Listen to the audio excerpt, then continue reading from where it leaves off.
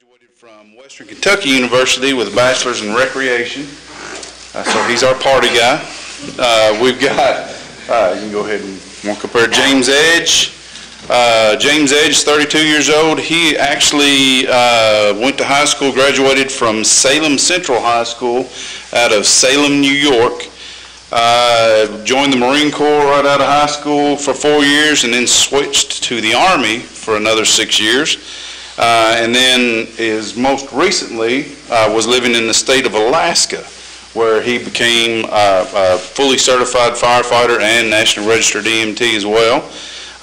James Edge is also a third-generation firefighter. He has his grandfather and father and multiple uncles that are in the fire service in New York. Anywhere else? New York? Pretty much all the state of New York. Okay, all up in that East Coast area there. Then we also have Todd Napier. Todd Napier comes to us. He is actually a retired Bowling Green firefighter. Was with Bowling Green Fire Department for 26 and a half years. Comes to us as a fully certified firefighter and EMT. Mr. Napier graduated from Warren Central in Bowling Green.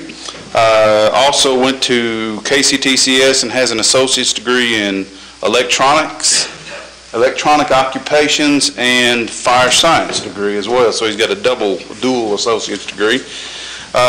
He's got tonight with him his wife of 30 years, Melanie Napier, son Curtis, who is a Bowling Green firefighter himself, and daughter Erin, which this is my daughter Caitlin. Daughter-in-law Caitlin. This is not his daughter. All right, his daughter-in-law Caitlin. All right.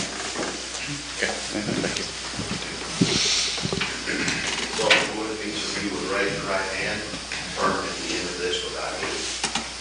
I do solemnly swear that I will support the Constitution of the United States and the Constitution of this Commonwealth, and be faithful and true to the Commonwealth of Kentucky, so long as I continue a citizen thereof, and that I will faithfully execute to the best of my ability the position of firefighter according to law.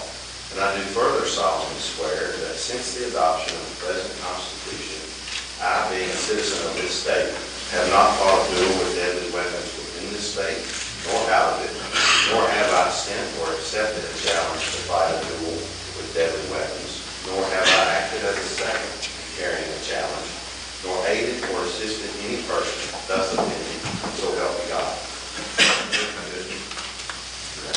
Thank you very much.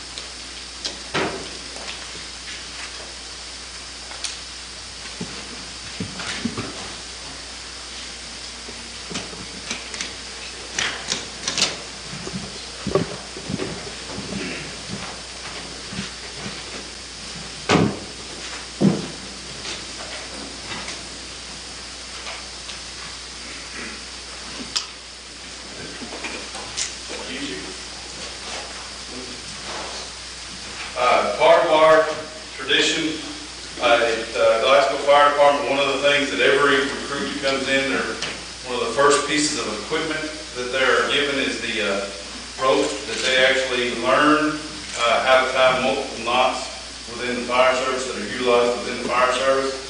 The entire time that they're in the in the recruit academy, they have to maintain this rope on their person at all times. Keep it tied around their waist, and at any time, anyone on the fire department can actually ask them to tie a specific knot, and they can either do that process, or if they don't, usually they get a little bit of encouragement to learn how to tie the knot a little bit better. So one of the things that they usually are ready to give up is the rope. All right, thank you, gentlemen.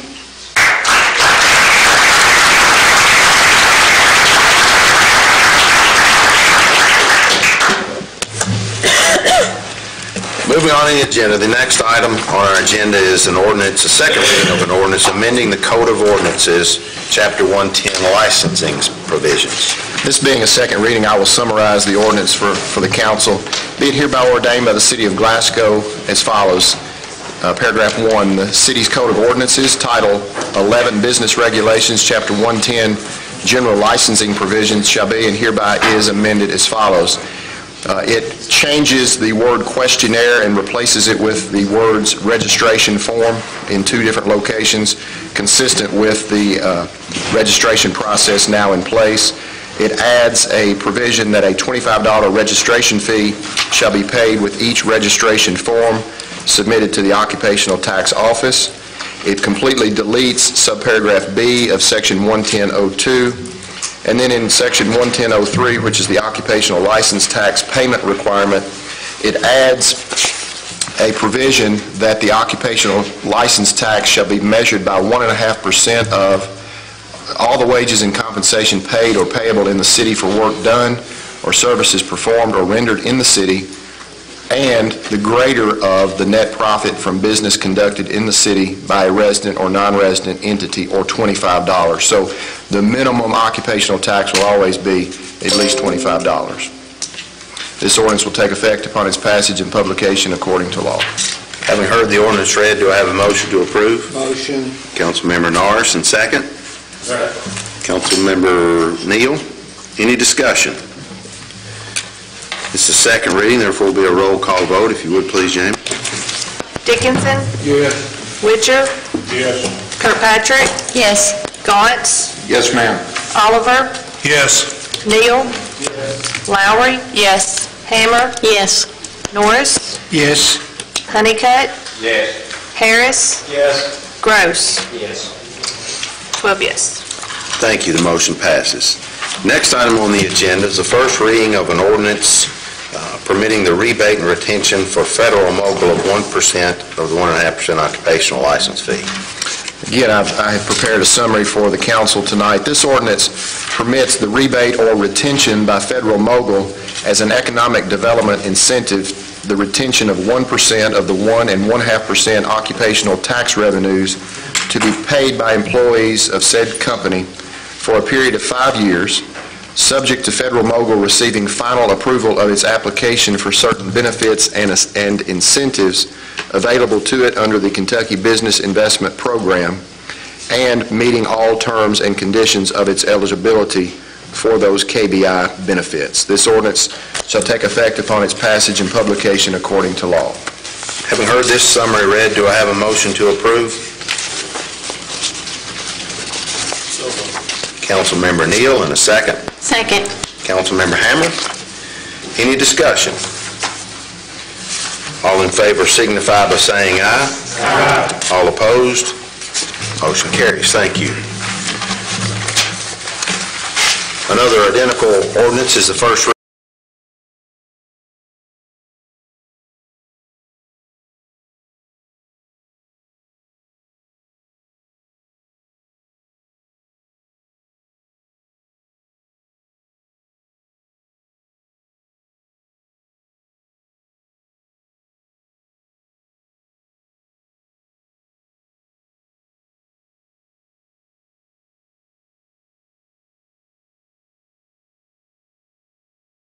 Is available program and meeting all terms and conditions of its eligibility for those benefits. Having heard this summary ordinance read, do I have a motion to approve? Councilmember Gross, and a second. Councilmember Neal. Any discussion? All in favor signify by saying aye. Aye. All opposed? Motion carries. Thank you. Next, we have a resolution approving a $100,000 forgivable loan to federal mogul from the Glasgow Economic Development Loan Fund. That whereas the Glasgow Economic Development Loan Fund was created for the purpose of economic development and is to be used to assist existing and prospective businesses and industries in activities which will lead to the creation or retention of jobs. Whereas Federal Mogul has applied for a $100,000 forgivable loan with the Glasgow Economic Development Loan Fund, which will be used, if approved, for defraying expansion costs. Whereas the proposed loan to Federal Mogul will result in a minimum of 25 new jobs in this community, and whereas Federal Mogul's loan application has been reviewed by the Glasgow Economic Development Loan Fund Board, who unanimously recommends to the council that the loan be approved. Now therefore, in light of these recitals, be it resolved by the City of Glasgow that to encourage the expansion and additional economic investment in jobs to the city, a forgivable loan from the GEDL fund in the principal amount of $100,000 to Federal Mogul is hereby approved, and the city attorney is authorized and directed to prepare a loan agreement and promissory note in order to close out this loan transaction. And specifically, the loan agreement will include provisions to ensure that Federal Mogul satisfies the requisite employment levels during the loan term, which is 5 years, in order to obtain forgiveness of the loan as contemplated hereby. Mayor Doty is authorized and directed to execute all loan documents on behalf of the city in order to close this loan transaction. Having heard this resolution, do I have a motion to approve? Motion. Councilmember Norris, and second? Second. Councilmember Kirkpatrick, maybe? Any discussion? Just a point of note, again, the Economic Development Loan Fund Committee did in fact meet and review this and approved it prior to this meeting. All in favor signify by saying aye. Aye. All opposed? Motion carries. Thank you. Next, we have a resolution for the city to make application for a grant from FEMA for assistance of purchasing breathing apparatuses for the fire department. Be it hereby resolved by the City of Glasgow that April Russell, grant writer for the city, is authorized and directed to make application on behalf of the city for a grant administered through FEMA assistance, which will be used, if received, for the purpose of funding the purchase of 25 self-contained breathing apparatuses for the city's fire department. If received, the local share amount will be a 5% matching grant, and the total being $189,000. Be it further resolved by the city that in addition to the grant writer, Mayor Dick Doty is authorized and directed to execute any and all documents necessary in order to make application for this grant. Having heard this resolution, do I have a motion to approve? Councilmember Gross, and a second? Second. Councilmember Kirkpatrick. Any discussion? Any reason for a specific number that way? Number of apparatus? Yeah. Chief can speak to this, but basically that many will be out of compliance. Yeah. When we do breathing apparatus, what we try to do is have an actual assigned SCBA for each seated position within all the trucks that we staff fully on the each shift each day. What we currently have right now is 27 breathing apparatus, and in this resolution, we will actually probably, with that amount of money, be able to purchase more than 25. It's just what came out when we came to basically the largest amount of money that they said one apparatus would be. That's what the 25 is, the number that came out of the 189. But what we would probably actually get out of it would be closer to 27 to 29, depending on how well we can finagle the purchasing. I'll put it that way. And again, just to further address that, we have in past years replaced breathing apparatuses a few at a time, if you will. Now these breathing apparatuses are 2 updates out of, I won't say compliance, but out of date, if you will. As far as the NFPA standard, which covers breathing apparatus, has been updated twice since we purchased the breathing apparatus we're using currently. In 2004 was when we actually purchased those. That doesn't mean that we can't use them, but after they begin getting more and more updates out of compliance, that's when OSHA and NFPA and all these other government entities start frowning upon that. I'll put it that way. And that's the reason for all at once. Yeah. Any other discussion? We have a motion and a second. All in favor signify by saying aye. Aye. All opposed? Motion carries. Thank you. Next item on the agenda is a resolution approving a memorandum of understanding with the Commonwealth of Kentucky Finance and Administration Cabinet regarding the Kentucky Wired Initiative. Be it hereby resolved by the City of Glasgow that the memorandum of understanding by and between the Commonwealth of Kentucky Finance and Administration Cabinet and the City of Glasgow related to the Kentucky Wired Initiative, a specimen copy of which is attached hereto as Exhibit A, shall be and hereby is approved in all respects. Be it further resolved that Mayor Dick Doty shall be authorized and directed to execute the memorandum of understanding on behalf of the city.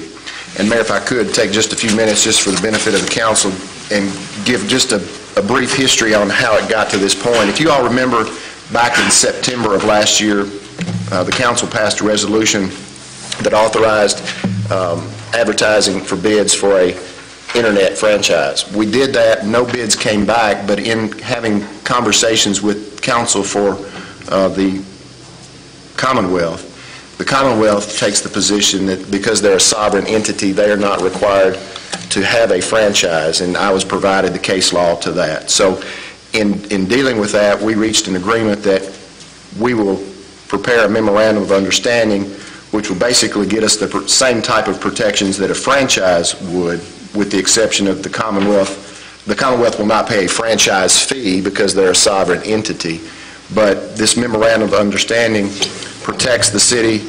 It applies only to the Commonwealth and its agents, so that if there's a private entity that wants to try to hook on to the network or make profit off of it, then they have to apply for a franchise because they're a private entity. So this only deals with the Commonwealth.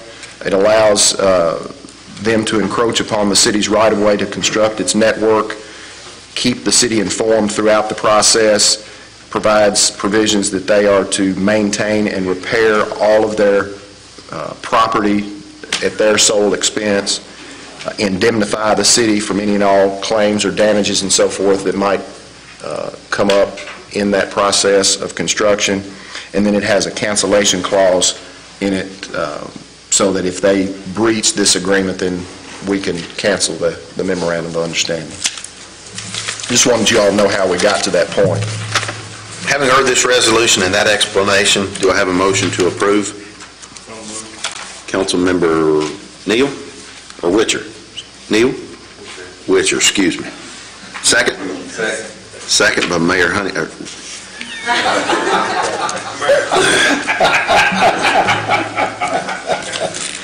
lot of history there. But Councilman Honeycutt, any discussion? All in favor signify by saying aye. Aye. All opposed? Motion carries. Thank you. Next, we have several municipal orders, board appointments, New Year's board appointments. There's one, however, the first of which is the municipal order reappointing Wendell Honeycutt to the ambulance board. Charlie O'Neill, the new ambulance director, was reviewing bylaws and brought up a point of clarification, and that is that Councilman Honeycutt's term does not run with his council term, but is an annual appointment. So this is simply to reappoint Wendell to the ambulance board in which he currently serves. So we have a municipal order reappointing Wendell to the ambulance board. On order of the mayor, Wendell Honeycutt is hereby appointed to the ambulance board. Mr. Honeycutt's appointment shall run concurrently with his term as council member, appointed and to be appointed annually. This appointment is subject to the approval of the Glasgow City Council. Having heard this municipal order read, do I have a motion to approve? Motion. Councilmember Hammer, and second? Second. Councilmember Oliver? Any discussion? All in favor signify by saying aye. Aye. All opposed? Motion carries. Thank you. Next is municipal order reappointing Dr. Kaiser to the ambulance board. On order of the mayor, Dr. Kyle Kaiser is hereby appointed to the ambulance board. This appointment has a one-year term expiring January 31, 2019, and subject to the approval of the council. Having heard this order read, do I have a motion to approve? Councilmember Gross, and second by Councilman Harris. Any discussion? All in favor signify by saying aye. Aye. All opposed? Motion carries. Thank you. Next, municipal order reappointing Summer Harper to the Plaza Theater Advisory Board. On order of the mayor, Summer Harper is hereby reappointed to the Plaza Theater Advisory Board for a one-year term which expires January 31, 2019, and subject to the approval of the council. Having heard this order read, do I have a motion to approve? Motion. Councilmember Kirkpatrick, and second. Second. Councilmember Hammer. Any discussion? All in favor signify by saying aye. Aye. All opposed? Motion carries. Thank you. Next, municipal order reappointing Holly Alexander to the Plaza Theater Advisory Board. On order of the mayor, Holly Alexander is hereby reappointed to the Plaza Theater Advisory Board for a one-year term expiring January 31, 2019, subject to the approval of the council. Having heard this order read, do I have a motion to approve? Councilmember Neal, and a second. Second. Councilmember Norris. Any discussion? All in favor signify by saying aye. Aye. All opposed? Motion carries. Thank you. Next, municipal order reappointing Betty Herbert to the Plaza Theater Advisory Board. On order of the mayor, Betty Herbert is hereby reappointed to the Plaza Theater Advisory Board for a one-year term expiring January 31, 2019, subject to the approval of the council. I've heard this order read. Do I have a motion to approve? Motion. Councilmember Hammer, and second. Second. Councilmember Kirkpatrick. Any discussion? All in favor signify by saying aye. Aye. All opposed? Motion carries. Next, municipal order reappointing Melba Richardson to the Renaissance Steering Committee. On order of the mayor, Melba Richardson is hereby reappointed nunc pro tunc to the Renaissance Steering Committee for a two-year term expiring December 31, 2019, and subject to the approval of the council. Having heard this order read, do I have a motion to approve? Councilmember Gross, and a second. Second. Councilmember Neal. Any discussion? All in favor signify by saying aye. Aye. All opposed? Motion carries. Thank you. Municipal order reappointing Peggy Bates to the Renaissance Steering Committee. On order of the mayor, Peggy Bates is hereby reappointed nunc pro tunc to the Renaissance Steering Committee for a two-year term expiring December 31, 2019, subject to the approval of the council. Having heard this order read, do I have a motion to approve? Councilmember Lowry, and a second by Councilmember Neal. Any discussion? All in favor signify by saying aye. Aye. All opposed? Motion carries. Thank you. Municipal order reappointing Bill Anderson to the Code Enforcement Board. On order of the mayor, Bill Anderson is hereby reappointed nunc pro tunc to the Code Enforcement Board for a three-year term expiring July 31, 2020, subject to the approval of the Glasgow City Council. Having heard this order read, do I have a motion to approve? Councilmember Norris, and second. Second. Councilmember Kirkpatrick. Any discussion? All in favor signify by saying aye. Aye. All opposed? Motion carries. Thank you. Next, municipal order reappointing Nancy Pointer to the Code Enforcement Board. On order of the mayor, Nancy Pointer is hereby reappointed nunc pro tunc to the Code Enforcement Board for a three-year term expiring July 31, 2020, subject to the approval of the council. Having heard this order read, do I have a motion to approve? Councilmember Gross, and second. Second. Councilmember Hammer. Any discussion? All in favor signify by saying aye. Aye. All opposed? Thank you. Motion passes. Next, municipal order appointing Sean Hale to the Code Enforcement Board to fill the unexpired term of Betty Bailey. On order of the mayor, Sean Hale is hereby appointed to fill the unexpired term of Betty Bailey as a member of the Code Enforcement Board. This appointment shall be for the remainder of Mrs. Bailey's three-year term, expiring August 31, 2018, and subject to the approval of the council. Having heard this order read, do I have a motion to approve? Councilmember Neal, and second. Second. Councilmember Kirkpatrick. Any discussion? All in favor signify by saying aye. Aye. All opposed? Motion carries. Thank you. Next, Councilmember Gross will give a Finance Committee update regarding the EPB auditor. Thank you, Mayor. The Finance Committee met last Wednesday, and it was our unanimous recommendation that the Electric Plant Board go ahead with our RFP to advertise for auditors. And then when they get back their proposals from the auditors, they will bring it to the Finance Committee, and then we will give our recommendation to the council. Any questions or discussion concerning the EPB auditor? know what the deadline is for the final decision? I think we discussed it in the prior meeting. March, April timeframe, early April, late March, I believe it was, Councilman. Next, I think Councilmember Honeycutt has an announcement from the Public Service Committee? Public Safety Committee. We met tonight before the council meeting. Our only agenda item was the Needle Exchange Program, and with all 5 members present, we did vote unanimously to recommend that program to the council, so we believe it will be on the agenda for our next meeting. We'll work to get that on the agenda next week, yes. Discussion or questions for Mr. Honeycutt? Thank you. That includes all the action items that we have. We have several announcements, the first of which is the Chamber of Commerce Quarterly Breakfast is scheduled for this Friday. That was postponed last week.